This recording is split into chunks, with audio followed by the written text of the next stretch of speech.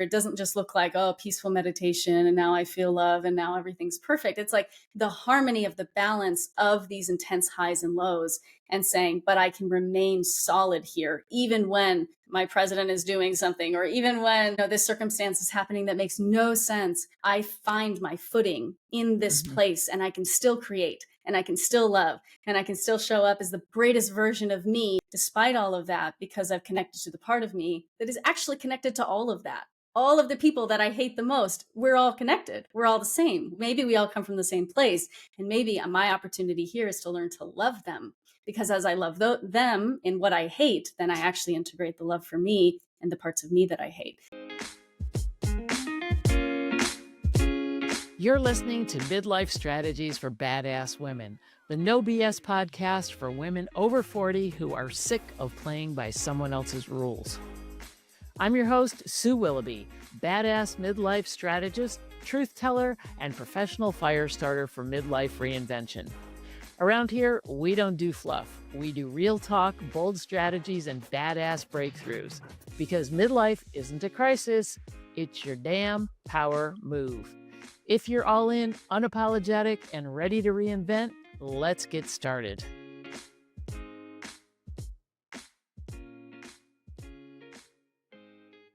Welcome back, badass listeners. It's Sue Willoughby, your chief strategist here at Midlife Strategies for Badass Women. Today, I'm replaying an episode that I aired back in June of 2025 during Pride Month. It's with Dana Croschere and Christina Sexton.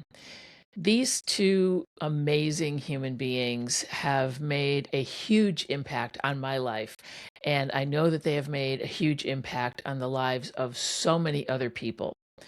They're filmmakers, and they have created a beautiful documentary, award-winning, not their first either, called Rescued Hearts.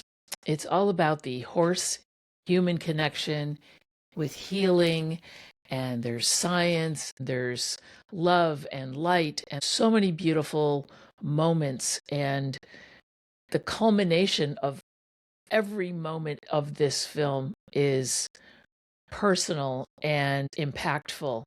And this is a time when I feel not only drawn to share this episode and their film with the rest of you, but I've gotten to be really good friends with Dana and Christina. And to be honest, I just can't even say, they render me speechless more times than not. When I watch them interact with the people that are coming to see the film at community screenings, the way that they hold space for people, you have to see them in action. And I'm hoping that by listening to this episode, or if you're on YouTube watching this episode, it can give you a better understanding of just how this film was created and how deeply passionate it is for both of them.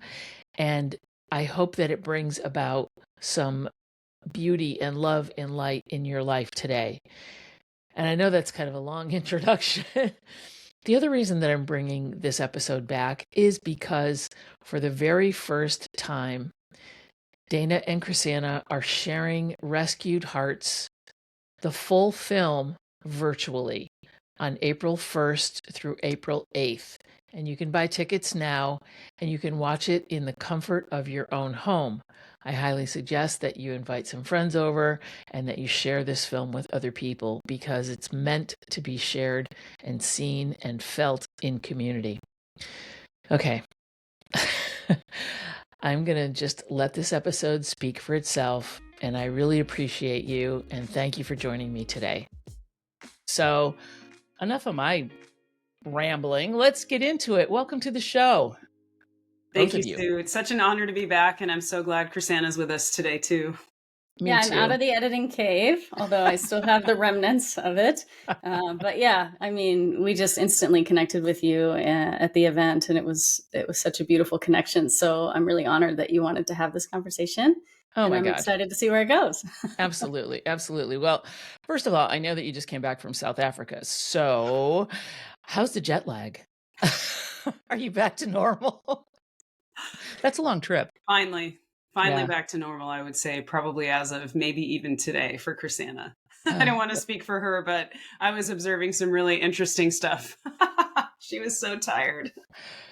Yeah. It's a long trip. And I know that I'd love to hear I know that in the film and as part of the film, no spoiler alerts, but you did go down there to film a segment in South Africa. And I know that was a very crucial part of the film. It was really amazing to see.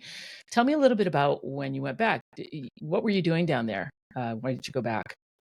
Well, to start, I'll share that the first time was so challenging for me and my nervous system that when we got back, I told Dana, I think I'm done traveling altogether. Like, I actually don't know that I'll do another trip ever because I'm so, and she was like, what do you mean? I'm like, I cannot even imagine getting back on a plane. Although the time there was amazing. The travel was like, I had never experienced anything like that. So then a couple months later, I'm in a massage and my nervous system was so calm. And it was almost in that in-between state where you're like not sleeping, but and I literally heard a voice say, you're going back to South Africa.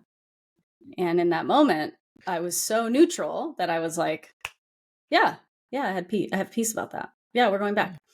And it was very specific to like when we were going back. And so anyway, we see an intuitive. I kind of was like, I don't know what to do with this. That's very costly. And I just ran it by her and she's like, okay, well, have you looked at flights? I'm like, no, I haven't looked at flights. I just heard this voice. Like, what are you talking about? And she's like, well, you need to look at flights because there's something about, anyway, I don't need to go into all the details. There's a lot to that. But as we looked at flights, I've seen Dana, even with this film, with Rescued Hearts, like her intuition has been such a guide for us. Like her heart really leads the way. And she'll see something or she'll have a vision of something. And we're like, oh, yeah, that's the next step. We need to trust that. But for me, that's more something I'm learning. Like I'll have that in editing. But in terms of life, I think I'm more like trust her instincts. And at the same time, I think if she had this message, I would have said no. So it was like I had to get the message and then just trust. Like we had no idea why we were going back. Literally had no idea why we were going back.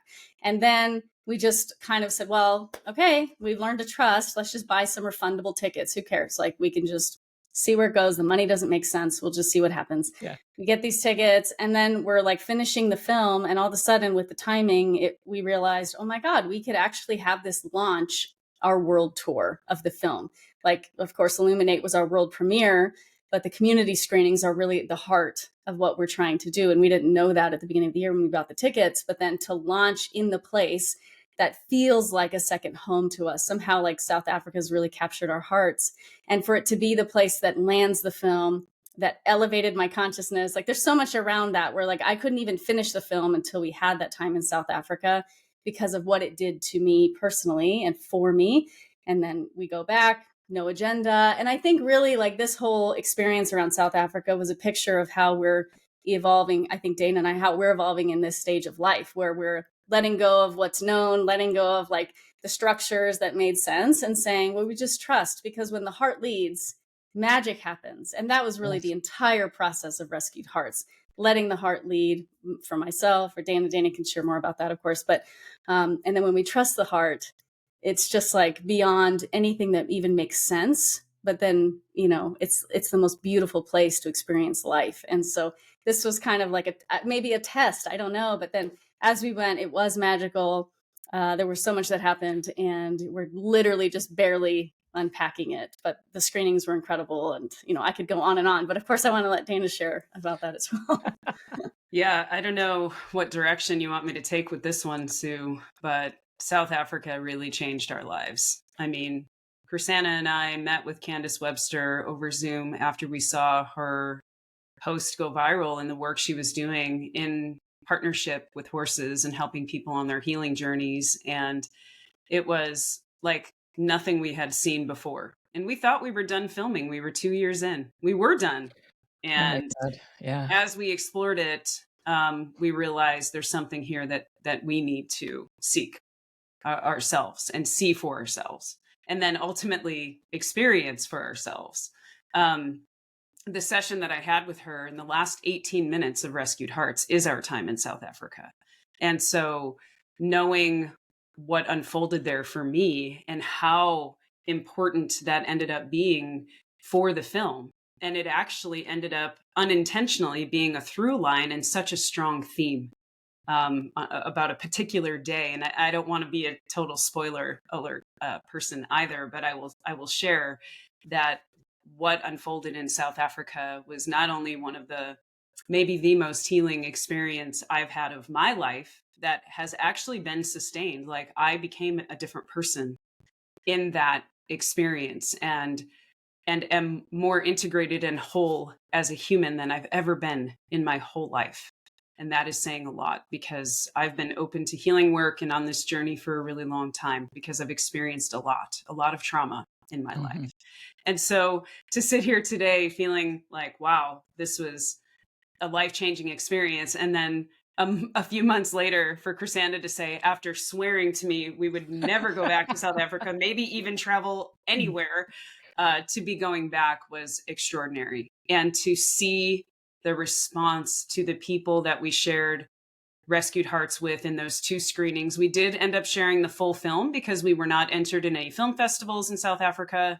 There was no, there was no reason not to share it. And especially because that's where the film ends. And we did a screening with Candace, and then we did a screening with a dear friend, Shani, in Johannesburg, where she was at. And the response was nothing short of extraordinary. And it just showed me how universal the themes of Rescued Hearts are across the world, not just because we filmed there. It unlocks something for people that I think they don't even realize, like they can see themselves somewhere in the journey of Rescued Hearts. And so watching that unfold, and then, Krisanna can decide if she wants to share, but I've watched my partner in life and partner in filmmaking literally transform over the last 2.5 years and open her heart in ways I never thought possible, especially because she's not a horse person. She, in fact, was afraid of them going into this journey. And then to end our time in South Africa, just a week ago, we were there for 2 weeks, and watching her experience her own healing session with a horse, with Candace and her herd. I don't think any of the beings in that experience will ever be the same. And what an incredible way for us to almost, like, it was like the start of something, and then it was a continuation and an end to something. I don't even know how to explain it in words, but it was like the most profound thing for us to experience after finishing this film. That's amazing. And having seen the film in its entirety, it was a very beautiful way to pull the whole film together. And it definitely was a thread that went, it was just beautiful. And the footage was gorgeous. Krisanna, you're amazing behind the camera. And I'm really happy that you were able to experience. Was this your first experience with a horse healing adventure, Krisanna? Yeah. Yeah, it was. I mean, I would say the only other small taste that I had was before we even started this film. I think Dana and I were still just friends. And she took me to this woman in Flagstaff who's a friend of hers. And the woman walked me out into the herd. And she just asked me a couple questions. And I was like, well, the horses don't want to be around me. And they, they don't like me. And I'm feeling nervous. And she's like, so how do you feel with people? And tears, and this was probably 5 minutes. So I had that as a reference point. And I think the fear is an interesting word. I think it was like anxiety, it's like, I don't know, there was a few things, but we did have a friend who was really injured by a horse years ago, like seriously injured. And it was just a freak accident. And so I kind of had that in my mind as we started filming, and I would visualize her accident as we were going to film places. And then I realized that that's not good. So then I was stressed about the stress I had, and I had anxiety about the anxiety I had. And it just felt like this, oh my God. And at some point, though, I was seeing so much happen I say, like, the camera was almost my protection. So the camera gave me space where I could, zoom in or have a long lens. But then what I was witnessing was so profound, and yet it wasn't me, but I could feel it. And then as I was in the editing process, I could feel it. And so my walls came down in terms of like how much protection I felt I needed around horses. And also I realized they're just like people. Like some people, yeah, you got to kind of be aware because their body language is showing you something that's making you feel uncomfortable. And for other people, you're like, wow, I feel really comfortable in your presence. And, this is good. And so it was just like, oh, this is just a mirror of how I'm showing up in life. Like my nervous system often feels activated.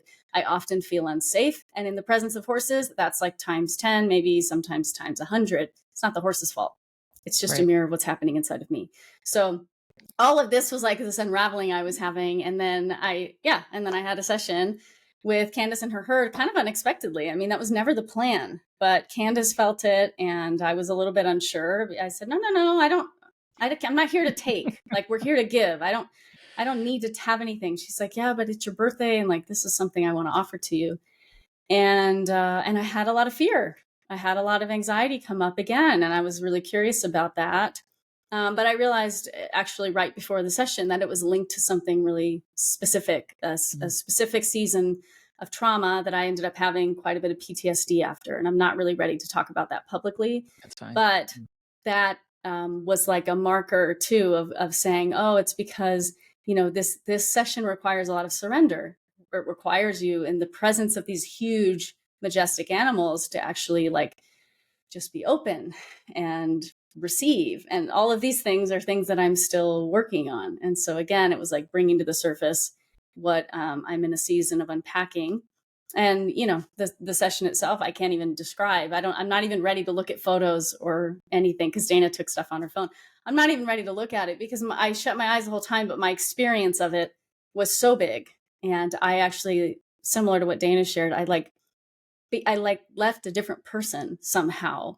And I touched something that was beyond time and space, beyond the physical, into another realm. And it's not, we can get really woo with this, but it is grounded. It's in nature. I'm hearing the birds. The horse is breathing on my face. And I'm like, what is happening? Something was moving through me. And so much was unpacking, so many tears, so much healing. I'm still processing it, but it's like I connected to what I was witnessing. So the film gave me a great gift in allowing me these baby steps towards being ready for that kind of experience. And I admire those who are like, oh, I could go do that tomorrow. Like, that's so cool, but that's not what it was for me. And I think there's a lot of people who are like, oh, I feel unsure, but it's so beautiful to just sit with that uncertainty, sit with that anxiety and fear, whatever it is, and say, yeah, that's okay. I can honor myself here. And and then in what I experienced, I was practicing feeling safe in my body, which is like also something that I'm in the process of working on. So it was powerful and so much transformed in the course of an hour. And I literally opened my eyes at the end and I couldn't even figure out like where I was. And it took me maybe days to like feel that I was back on earth because something so big had happened in my heart. Thank you so much for sharing that and being vulnerable and describing it in such a beautiful way that it is really hard for people to, I mean, I guest on people's podcasts all the time and they're like, can you explain this to us? And I'm like, I'll really try, but it's very experiential and to be in it. And I laughed when you talked about your, how you're like, the horse doesn't like me, the horse is bored of me, the horse is this, the horse is that. Because do you know how many times I've heard that when people walk into there and it's like, okay, yeah, where's this coming up for you in real life, right? Because it's so amazing. I mean, it's just those things do come up. I want to shift gears a little bit because Dana, you mentioned that you're not only creative partners, you're also life partners. That's a lot, especially when during this process, this 2.5 year process of working together as life partners it's challenging, I will say, right? How was it for you and how did you sort of navigate all of that, being creative partners and life partners at the same time on such a big, intense project? Oh, thank you for the question. I will share with you that the more challenging part of us working together as life and creative partners actually wasn't because of our dynamic. It actually had more to do with my uncertainty and fear of how we were going to be perceived as this film was going to get out into the world, and how much authenticity we were going to have as we would do outreach or we would film with people. And so I found myself as I was doing that saying, hey, I just want to let you know, my partner isn't just the director and I'm the producer. This is my life partner. And I hope, like, I was almost pre-apologizing in the very beginning. Like, oh, I hope that's okay. I hope you understand. I hope that you're still open to us coming to film, or whatever the scenario was. Mm-hmm. And the truth is, I have wanted to work with Krisanna from the minute I met her. Oh my gosh, like over 8 years ago.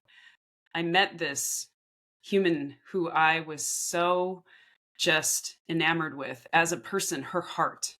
And then I saw her work and her storytelling and what she was doing with video production. And then she's a musician, she's a drummer, and she is so just amazing in every way. And we were best friends for, just shy of probably a year before we solidified our relationship. And when she would allow me to be somewhere with her where she was working with her camera and she'd let me do something, a film with her or whatever, I was like, oh, I was born for this. I could leave corporate America right now. Can we find a way to work together? Because it was so transformational to watch what she would capture on the camera and then create the story behind it and do it in such a way that was so profound and moving and emotional. And I thought, my goodness, if I could ever do that with her, that would be my life dream. And I would tell her that like months into meeting her. So to be where we're at today, it maybe took a little bit of a health crisis for me to finally leave corporate America and work with Krisanna full time. I will share with you that this is our mission. I believe in my heart of hearts that Krisanna and I were brought together for such a big purpose, outside of just being in this relationship that's loving and kind and healthy and interdependent and all of the things we didn't really know existed, where we allow each other to be who we are authentically and fully, which is the commitment we made from day one when we decided to move forward into a relationship, that we would always get to be our most authentic self. And then we would love each other in that space without conditions. And that's actually where our production company name came from. Live Wild. Live Wild Films is about living wild, living authentically, free to be who you are all the time. I will never ask you to change for me. And so that's how the story began. And as we began actually working together and creating together, we did a documentary before Rescued Hearts, and it was a very personal journey called Love Heals. And I watched this magic unfold and thought, this is what we are meant to be doing together. And the truth is, Sue, it's never felt hard. We were on a walk, I think, today, maybe. I don't know what it was. And Krisanna's like, maybe it was yesterday. She goes, I just love working with you. And I'm like, I just love working with you. And we're traveling the world together. Yeah. We just went to 5 countries. We filmed in 31 cities. We have been on this journey for 2.5 years to create what came together for Rescued Hearts. And we have never been closer. We have never been stronger. We have never been more in love than we are right now. And this film healed things in us that individually, collectively, relationally with those around us that we never thought possible. So the truth is, the hardest part was what the horses teach us. And that's to step into your authenticity and be exactly who you are. And when you're going to film or you're doing outreach or people are finding out that the producer and director are actually a couple, and I was terrified that the horse world was going to reject us. The truth is, we have been met with love, and we have been met with openness and acceptance. And I think we've really put, how do they say? Like, you put skin on the game. Like, you meet people and they're like, wow, your love is so authentic. Yeah. And you are just who you are. And you're doing beautiful work in this world. And so we got over it and decided that we're going to follow the lead of the horses, to be ourselves fully and truly. And in that space, not only has this film come together in ways we never thought possible, but so has our relationship and the work that we're going to do past Rescued Hearts. I mean, we're at a point in our career where, like, we're just getting started. We've created 2 full feature documentaries in the last 4 years, and we're just getting started. And it's beautiful. So thank you for asking about that. It is such Wow. a gift. That was beautiful. And I loved hearing you talk about that and your relationship. And Krisanna, I'm going to give you an opportunity to put in your 2 cents as well. So few people actually find what you have. And I think that just you knowing in your heart of hearts that this was meant to be, and it shows in your work, and your personality and your relationship comes through in your work and your authenticity and your being and your connection with each other. So thank you for this gift. And I really do feel like it is a gift to the world, your energy and your filmmaking and the stories that you've told and that you're going to tell. So Krisanna, hi. Well, thank you for what you just shared. And I'll just, I will add that Dana has the grace of a saint. I am not easy to work with, to navigate creative stuff with. I have a lot of intensity. I have a lot of energy. I've known since I was like 16 that this was my calling. Yeah. And there are many times that we navigate challenges, but it works so well because Dana offers me a tremendous amount of grace, compassion, and love. And and I hope that I offer the same. And what I will share is that this film is only a result of us also navigating, as I consider like pride and what this month means. I was kind of reflecting on that this morning. And of course the world is in a bit of chaos, and I just embrace it because it's all, it was chaos that actually brought Dana and I together. And I think sometimes that's how we awaken to our greatest potential. So that being said, yeah, I mean, it required like me coming out of this Christian framework that I was raised in, that me being gay was going to land me in hell. And that actually stunted my storytelling. I was married to a man and we had a production company, but because I couldn't embrace the parts of me that I've always known were here, I had rejected and compartmentalized, then my storytelling was compartmentalized as well. And as Dana and I came together, it was actually in a church, and that's a story for another day. But we navigated a lot of rejection, a lot of shame, the church asking us to leave, and blaming Dana for making me gay, and all these very interesting things. But what that allowed us to do was really anchor into, well, what does our heart say? What do we believe about the divine? What do we believe about these parts of us that people are telling us are so broken and so wrong, and yet in that place we're finding the most pure love that exists. And now today, the manifestation of that love is this kind of creation that is helping so many people. But it was only because we were able to, do this healing work within. And at some point we even let go of alcohol, and we said, we're going to be clear. We're going to feel everything. We're going to embrace life fully. And that was another layer of going inside and saying, what parts of me do I need to feel? And so, I think it is really nuanced. But, and then Dana, of course, shared that she had these spine surgeries. And so that was an incredible challenge. Our first film came out of that journey. And I just see the creative work as being a reflection of the inner work.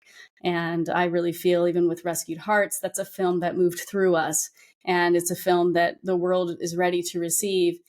But we had to be open and clear conduits of this kind of message to help people. And now we consider that an amazing gift. And we continually, even in the process of this film, have to go back to, but who are we?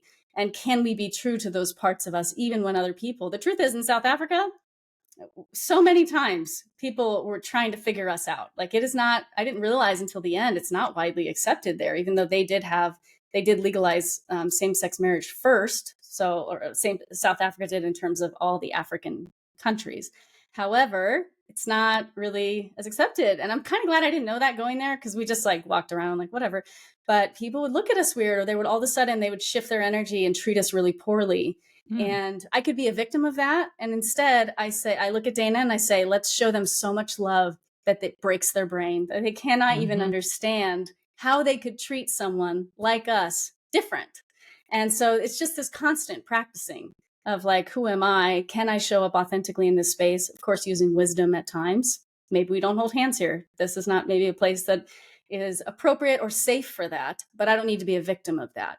So, it's kind of this interesting dance. And I think Rescued Hearts really also showed me the power of like seeing the person in front of you just for who they are, and not getting stuck in these norms. And, so many people we're interacting with, we don't have the same political, religious, whatever viewpoints, but around the horse, it doesn't matter. We're just human. And the horse is like bringing us into more of our humanity and helping us express our inner nature more.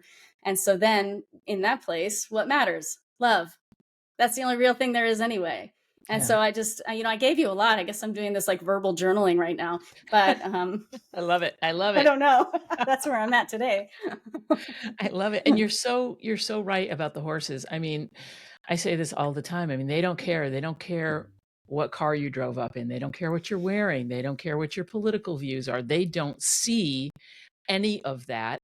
And that is such an amazing thing that we can learn from them and be able to, put that lens on how we go through life and be less judgmental and more open to whatever journey someone else is on, because you don't know what journey they're on, but it really shouldn't matter.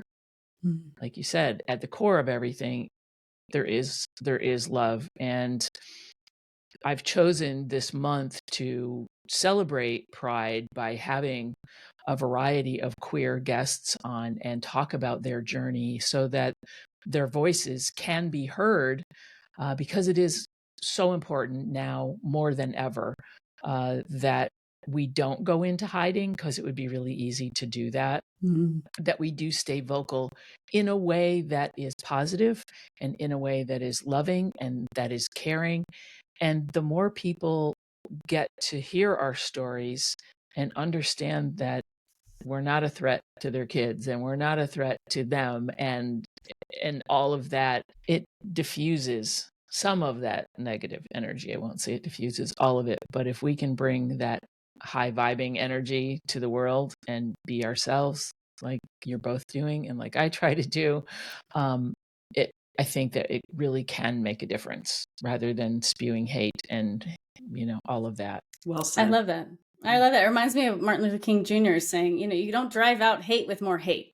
Right. Only love can do that. Only love can do that. So love is the great equalizer. Love is the great diffuser. Like everything for us it has to come back to love. And what I'm in now this season of saying is, and what does it look like to love myself first? Yes, because absolutely. I actually am wired to like be very, very concerned for the sake of my nervous system and how everyone else is. But if I look at loving myself first, well, sometimes love is fierce. Sometimes love is protection. But it does it in a different way than like anger or hatred would. And so that's actually an interesting thing that I'm navigating right now, as we are in so many different kinds of settings and different events in different countries, is just feeling people and realizing like we all have these different backgrounds and histories, but the heart doesn't know any of it. The heart doesn't even know the past. The heart only knows the present and what's happening in this moment. And can I connect from that place and let go of all my conditioning that told me that person is someone to be scared of, or that person is someone who doesn't like me or whatever. But it is an interesting dance, because we are still the result of all these years of experiences, and coming back to, oh wow, okay, what is that activating in me? That's something that I need to love first. I need to hold first for myself, because that's bringing up a lot of pain. And then maybe it has nothing to do with that person. That person was just offering me the ability to love myself more. What a gift. It changes the whole narrative. And I love what you said about gaining clarity. And I've gone through a very similar thing as well, where, at some point I was like, I need to release alcohol. because I want to be clear and available for my clients and for everyone around me, where I wasn't for so long. It was a good mechanism. I grew up with an alcoholic parent, so it was, that's, and if I'm the life of the party, then I'm going to be more popular. And it was just providing that blanket of, insecurity for many, many years. And I, as I've peeled away my own personal layers and my own personal challenges and gotten more in touch with, like you said, with my heart and how I really feel and how I want to be in the world, that was just one more thing that to let go of, that was no longer serving me. Not that it ever really did, but it, just added another layer of clarity. So thank you for bringing that up as well. Anything else you'd like to sort of talk about, in that vein that we were just discussing? Well, I'd love for Dana to share about releasing alcohol, because I think it is very powerful. And Dana was in a journey of chronic pain, and for some reason this is coming up, but it's something we talk about personally a lot. We don't talk about, in large settings a lot. So I appreciate you bringing it back to that. And it helps me understand why we feel so connected to you. And it doesn't mean that we wouldn't feel connected to those who are drinking. That's not what I'm saying. But there is something about the energy of those who are saying, I want to feel everything fully. And what does that look like for me? And similarly, I'm the child of an alcoholic parent. And so, there's also like that layer of healing. And so anyway, I'd love for Dana to share, because I think it is very powerful. Well, thank you for asking my opinion on this. You know me very well. But I first want to say that when you're somebody who knows there's something about you that is not necessarily going to be accepted by people, I think there's another layer of like coping that comes along with that. And as a human, our greatest need, it's like a scientific thing. It's not even something that we just want. Our greatest need is to be able to fit in and have community and to be safe with other people. And those needs start when we're born, that connection. And so for somebody to recognize, I'm gay, or any other title, fill in the blank, right? There's a lot of reasons why people might feel like they're going to experience rejection. There's so many reasons. And I'm not just saying it in the LGBTQ plus community. There's so many other places that feeling exists. And then we wonder why there is so much addiction and coping and numbing and things that we do in our life, because we're fearful, we're feeling alone, we're feeling rejection, we're feeling like we don't belong. So I just have so much compassion for that. And my way of coping through all of that as a young person, when I knew I was different than everybody else, also was alcohol, from as early as I can remember. It's also the most widely accepted drug, we'll call it, right? And so when I was experiencing chronic pain that started in 2017, and Krisanna and I were falling in love, and our relationship was growing, and we had all this shame. I mean, oh God, it would have been so much easier to walk away from our love than to pursue what we knew in our hearts was the most aligned thing for our lives, our future. And now that I'm seeing even humanity, because of what we create and put out into the world, like we could have had none of this if we allowed that fear and rejection and shame to take over.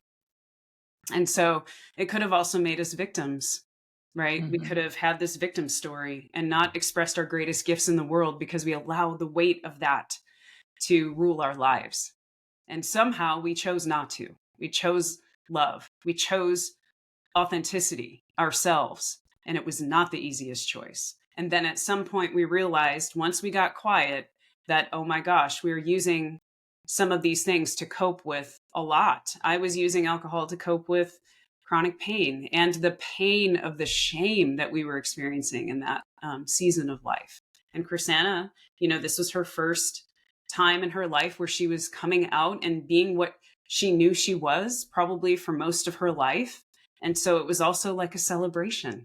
We're celebrating you getting to be who you really are, even amidst a lot of pain and shame.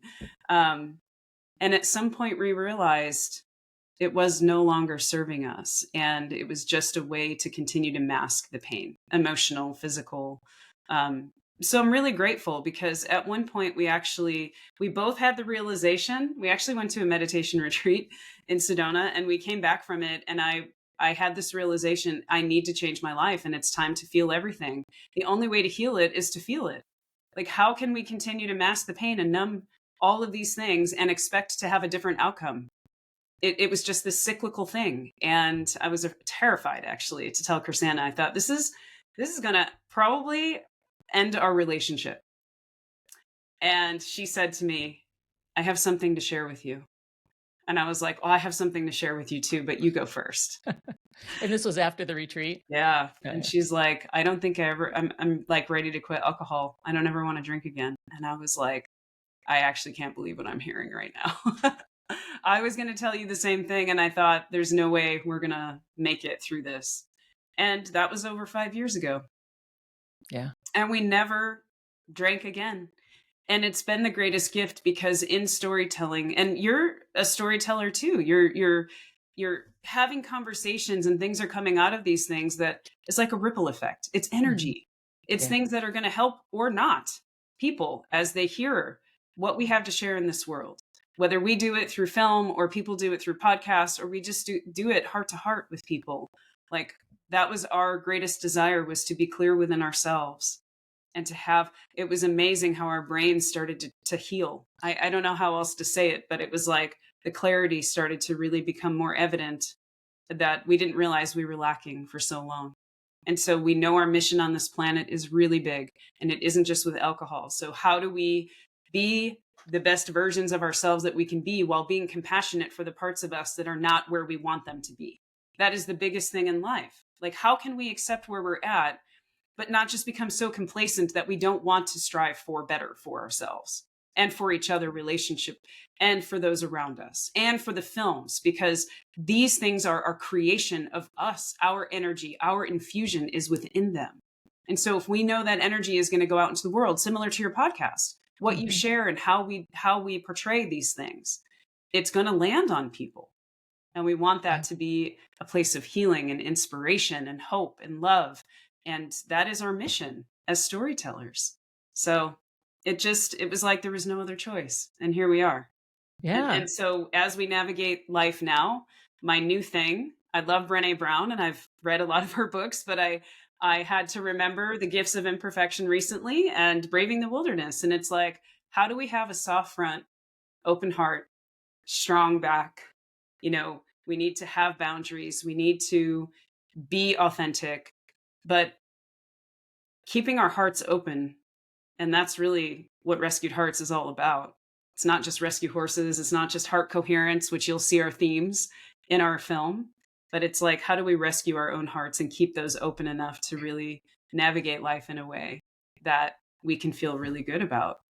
And so, and not always assume the worst in people or ourselves. You know, having compassion and love for all. What a gift. Thank you. Yes, that was beautiful. I couldn't have said it better myself. Seriously. And I have experienced those same things, like I said, in my journey of peeling back the layers. And it just, and I think about how angry I was as a young person, how resentful I was, how judgmental I was. And it was all because I didn't love myself. And I know that now. At the time I didn't, I was just angry. And I was, like I said, all of those icky things that just eat away at you. And then, throw a couple of drinks on top of that. And it was not pretty, I'll tell you. And like I said, you just reach a certain point in life. And I did the same thing. I had been thinking about not drinking for a while. And then it was around the holidays. It'll be 4 years in November. And my friends were out of town and I'm by myself and I'm like, you know what, this is it. I'm done. And I just made that decision. I didn't do AA. I didn't do all of that, any of that. I had just done enough personal work that I knew, like, you can just put your mind to this and this is what you need and this is what you want. Do it. And I did. And, it was a little not rocky, but I mean, right now I don't have any cravings. I can be around people that drink. It doesn't bother me. It's like, okay, of course it's, you're like, oh, okay, that was me, it's like be around people and you're like, okay, well, that's a little annoying. I see. Oh, that was me. Okay. I get it now. But at the same time, I can hold space for people, and I can be clear, and I can just be present. And it feels so different. It feels so incredible. I feel lighter. I feel healthier. Okay. But you get the picture. I know, because you feel it and the difference that it's made in your life. And I think more and more people, and especially women, are coming to that realization that I don't need this, and I can have a life without it, and I can have a very beautiful life without it. So thanks for talking about that, both of you, from different, from your perspectives. And I think it's really funny that you came together at the same time. You're like, hey, this is happening, and that you were both on the same page. And I do think it helps that you were both on the same page at the same time, because I think it might have been a little more challenging if one of you was not, like you said. So good. I love that. Absolutely. Well, and I'll just add a little. Oh, sorry, did I interrupt I you, was just babe? going to thank her for her vulnerability and sharing as well. Go ahead. Absolutely. And I'll just add, I think there is a piece that matters, and it's that in that meditation retreat toward the end, we were guided to connect with the deepest, truest part of us. I would call that my soul. Some people might call that something else. But in that touch point, I touched something that I couldn't unfeel. And it was like the part of me that doesn't know the pain of the past and doesn't know the traumas I've experienced and maybe the part of me that's connected to every version of life, like every experience, what at the time when I met Dana, I didn't believe in past lives. And then our first deep conversation, I was like, oh my God, this is not the first time we've done this. And I felt a part of me awakening that knows this is not all there is. And all of a sudden, my belief system started to crumble, and it was quite a dramatic crumbling over the next 6 months or so. But I think when you touch that part of you that's truest, and I share that because I think as we've been exploring this connection with horses, and like, what is that? What is the magic of that? Dana was already all in. She had witnessed a miracle. And for me, it was like, well, I come in a little bit more skeptical, and some of that is my own pain, and some of that is just how I'm wired. But it provides this interesting balance in our storytelling. And so I was a little more skeptical. But what I kept seeing over and over again is like, there's some kind of touch point that horses are inviting us into, and not all horses, but in this place in which, it's free of control, and there's full consent and whatever. There's something that's happening that's really profound. And I think it's that we're being invited into this truer part of us that doesn't know all that other stuff, that doesn't need the defense systems that we walk around with and that we continually perfect as we navigate, hard and challenging experiences and people and that sort of thing. So, yeah, I mean, when I touched my soul's essence, then I wanted just to continue to touch it. Yeah. And the truth is, I'm actually real time realizing that when I had this, big traumatic event where I shut down my heart again, and it was right before Dana's spine surgeries, I stopped connecting to that place in me. And it was actually only in Candace's session last week or whatever that part of me I reconnected to, which I think was why it was so interesting trying to feel like I'm back here, because I wanted to just be in that place. And so I share that because I think in that place, it is that space of unconditional love. I think it's where we come from. I think it's where we're going. I think it's what we're here to remember. And I think horses somehow embody this incredible essence and energy that invites us back into that space. And I think horses are also inviting us into the space of all of nature, because I think all of nature is a reflection of that harmony. And that harmony sometimes is fierce and dangerous and like intense. It's fascinating. Like when you're really we were just in the Kruger in South Africa with the wild and lions and rhino, and like that, it's intense, but there's so much harmony. And so I've been processing how maybe what we're invited into in our own nature, it doesn't just look like, oh, peaceful meditation, and now I feel love, and now everything's perfect. It's like the harmony of the balance of these intense highs and lows, and saying, but I can remain solid here, even when my president is doing something, or even when, this circumstance is happening that makes no sense. I find my footing in this place, and I can still create, and I can still love, and I can still show up as the greatest version of me despite all of that, because I've connected to the part of me that is actually connected to all of that. All of the people that I hate the most, we're all connected. We're all the same. Maybe we all come from the same place. And maybe my opportunity here is to learn to love them, because as I love them in what I hate, then I actually integrate the love for me and the parts of me that I hate. And so all of this is like the unraveling that Rescued Hearts has invited me into. Horses continue to invite me into, even though I don't connect with them every week. It's just this constant unearthing that's so profound. And like you said, Sue, it's beyond anything I can even try to put into words. Like, if you feel called to that experience, I say, yes, go experience horses in the way you feel called to. And no, it's the invitation back to ourself, back to our heart. That is, the greatest journey. So, yeah. Wow. Absolutely. It's funny. This is a weird little story, but it made me think of my horse Moose. And he is a big 16-hand, 1,200-pound appendix quarter horse, for lack of whatever. And he's very stoic, as many quarter horse type horses are. And it's funny, when I go to feed him at night, the past couple of times, I just sit in his stall and watch him eat and be with him while he's eating his dinner. And then when he gets done with dinner, he'll look over at me and, he's very funny. He's very specific. You know what he's thinking most of the time. If he doesn't want to do anything, he's got a very big N-O, and no is a complete sentence with him. And he's big, like I said. So I did it last week and I did it again last night, where once he was done, I just did some energy work with him. And typically he's because it's so intense for him, he'll walk away. So I was in his stall, and he has a paddock that he can go walk right out the door and he just stood there. And I was just doing energy work on him. And I noticed that as I was doing it, and I don't even have to touch him. I'm usually about, 3 or 4 inches off of his body. And because I do Reiki as well. And he would step closer to me, and I'm like, okay, dude, you're going to pin me up against the wall, but not in an aggressive, like, get away from me kind of method. He would just be like, he wanted more, and he would then position his body to an area that he felt needed more specific work or whatever it was. It was just incredible. And having that connection with him, our hearts synchronize, and you've experienced that as well. And it's just so incredible. And I feel like I've had a major breakthrough with him, because he has been a little tough. I don't know what his background was or anything like that. And I said, thank you.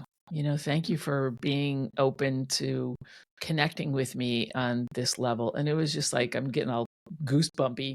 But it's just been so fun and great to connect with him like that. So back to the horses again, right? How can we not talk about them in that way? But it is true. It does touch you at a level that you wouldn't normally be able to access, I think. So it's reciprocal that way too. They feel it, we feel it, and it's incredible. Okay, so I'm curious, maybe people listening are familiar with energy work, but I'm just curious, as you're doing energy work, like, what are you doing? Are you feeling energy in your heart and you're sending something to him? Or like, what does that look like for you? I'm so fascinated by this. Yeah. So as a Reiki practitioner, you're basically just a conduit. You're a vessel. You open up to receive universal energy. And I usually can generate, I open up the channel and allow the energy to come in. And so it just goes through me and will go to the person or the horse that I'm working on. And it's just, I can feel it, like my hands will pulse, and I can feel it it's like you can create a field in between, like create like a ball of energy and just put it out there. So it's a sensation. I don't feel anything. I don't direct it. I'm not taking direction in any way, shape, or form, other than, where is this person or horse need this. Now the energy will go where it needs to go, so I could stand there, but I mean it's different. Like I'll go along the chakras or whatever, and I can feel the pulsing in my hands. So that's about the best way I can describe it. Once again, it's experiential, and I'm sure that you experienced that with Cassandra, and seen how she works with the, the energy. And so you have the energy bubble of the horse, you've got the, holding space energetically. It's basically it just flows through you. I don't feel it in me other than that connection. Like I'll feel it in my heart, or I'll feel it in my hands. So yeah, it's really beautiful that way. We've been doing Qigong in the mornings, and or Qigong, Dana corrects me. And so it's very powerful because we were just this morning, we were like, we're doing all these moves and then feeling the energy. And we've done, I mean, our Love Heals explores some Qigong, but it's so powerful to hear that, because I've seen this before, but I appreciate you sharing like what that is for you, because I'm so curious like how it moves through people. I mean, science is catching up and showing that we're in an energetic field, and the energetic field is very, very strong, very powerful, which is why it was fun to explore that, even the field around the horses and how that impacts our field. But still, it's much further beyond words or any scientific exploration. And yet I love understanding how that, how you translated that for yourself. Yeah, it is really cool. I just to see his reaction, and his head just dropped, and I could tell that we were just connected on a different level. So I was like, okay, we're getting there. Wow. Well, I just want to as we wrap things up, I want to know, what are your futures around the film, and where is that headed? I know it's going to be headed in a beautiful direction, but are film festivals, what's going on with you guys in the film? That's where we're at in this moment, is kind of in the film festival circuit, but at the same time, we're allowing communities to host screenings of the first half of the film.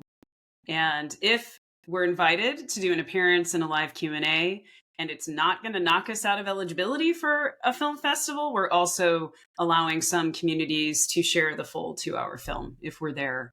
And so our biggest efforts right now are all focused on how do we support the communities and the people that are doing this work, that need this the most, the people that are reaching out to us saying, how can we use your film as a fundraising tool or community building tool, or how to raise awareness about the work that I do in partnership with horses to help people. And so that's where our hearts are right now. So film festivals, absolutely. It helps us get the word out there about Rescued Hearts in communities that may not hear about it otherwise. Hopefully we'll win a couple awards here and there. That would be great.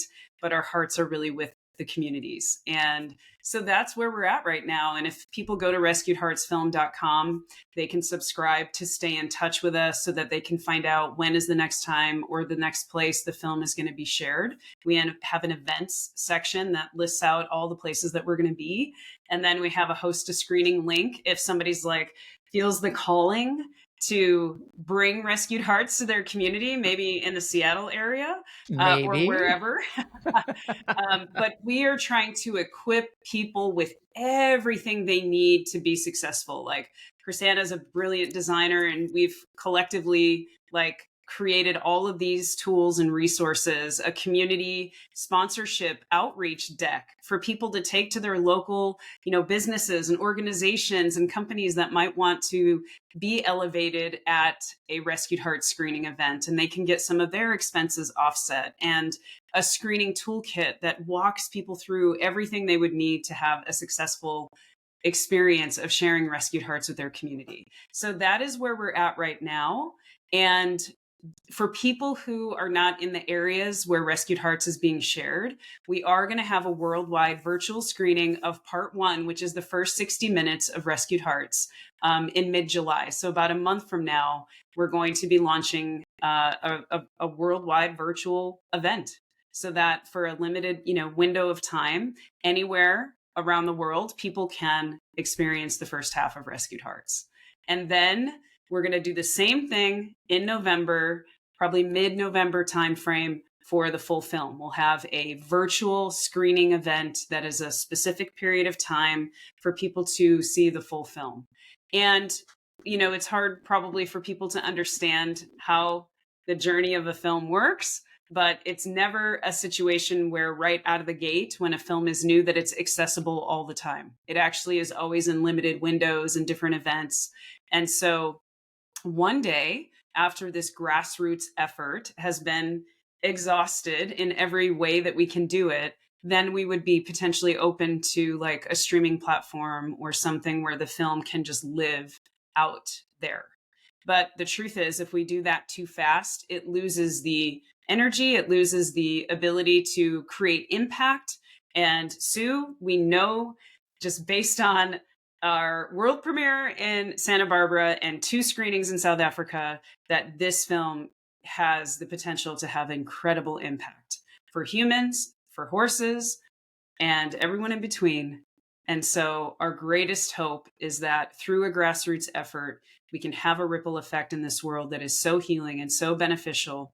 And then a couple years from now, we can kind of sunset Rescued Hearts and focus on other things. But this film has our heart.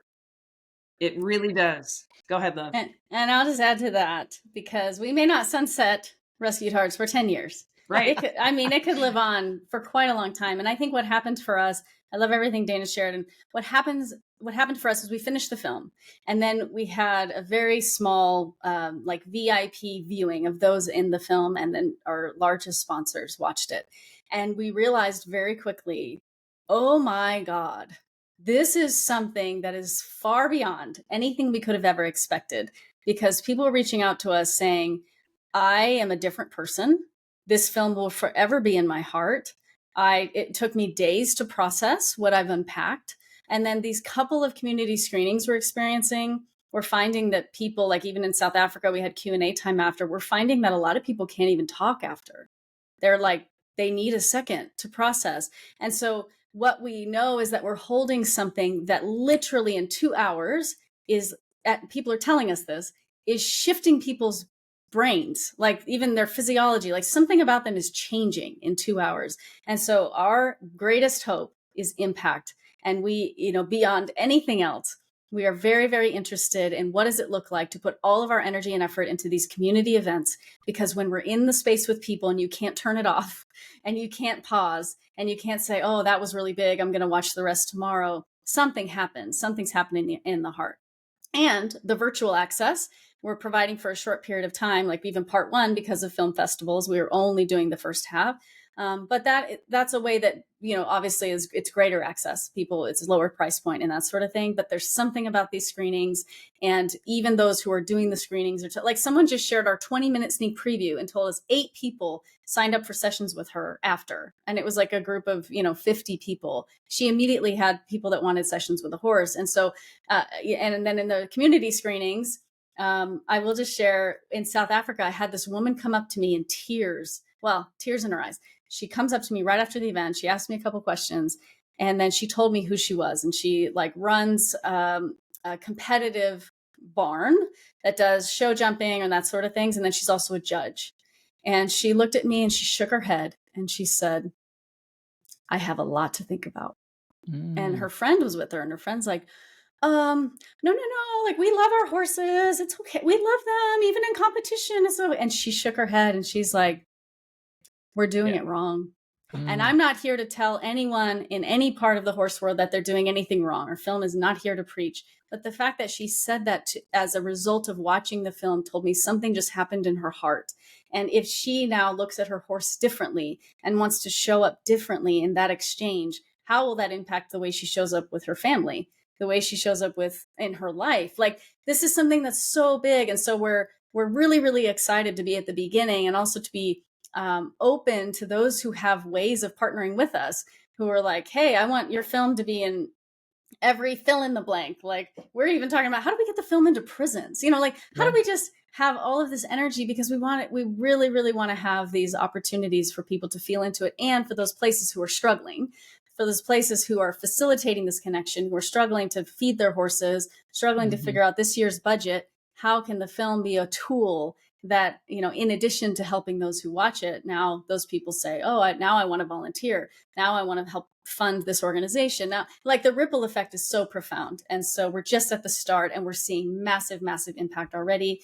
And so, yeah, we want to just continue to do this, and we're dedicating our lives to it, our full-time energy support lives. Like, we're just figuring it out as we go, because we know this is massive. And so I didn't mean to, continue on to what Dana said, but it was just like, oh, I feel so much energy around this. It's very exciting.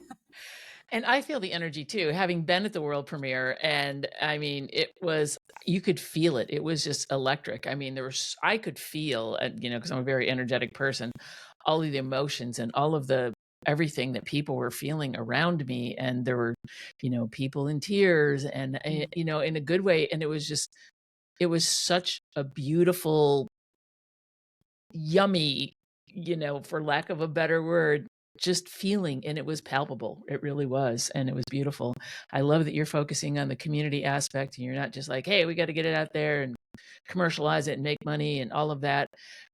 Because what you're creating, like you said, is going to live for many, many years and make a huge impact. And I truly feel that in my heart. So thank you for bringing it to the world. And I love being a part of it. And I am here to help you with your message, to support you in any way that I can. And I think we need to do a little tour of the Pacific Northwest, not just Seattle, but let's just do it. So we can talk about that. We're in. And awesome. I just wanted to add, you're reminding me, something I'd forgotten about from that screening, you'll probably remember, is at the end, there was a gentleman who asked us, maybe it was the first question, I can't remember, but he said, okay, so how do I now have a session with a horse? And that is over and over and over. Like, people are walking away from watching the film saying, okay, now how do I find that where I live? And that, to me, that is like so big. It's so much bigger than anything I could have ever expected. I thought people watch this and be like, oh, I love horses, this is really beautiful. But for them to want to take an action as a result, or to say, now I need to get my daughter connecting with horses, or and we've heard from others that say, well, now I want to volunteer. I need to find a center in my local area to volunteer. And so, yeah, I just want to, let's do it, Sue. And also, I just want to continue to like expand that, because it's not that we want the film to manipulate people, but if it can spark an inspiration and an idea of them taking some kind of action that is in the service of their heart, is in the service of them loving themselves more, loving others more, like that's the most, I mean, this is our legacy. That's what Dana and I said, we could die tomorrow. And of course we need to figure out where does the film go if we die tomorrow? We do need to figure that out.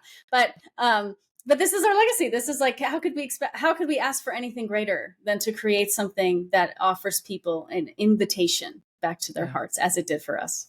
Absolutely. And I do, when I'm on somebody else's podcast as a guest and we're talking about the work of working with horses and healing and so forth, I've been saying, there's a really beautiful visual representation of it, and it's a really heartfelt story. And I always put a plug in for your movie. So there you have it.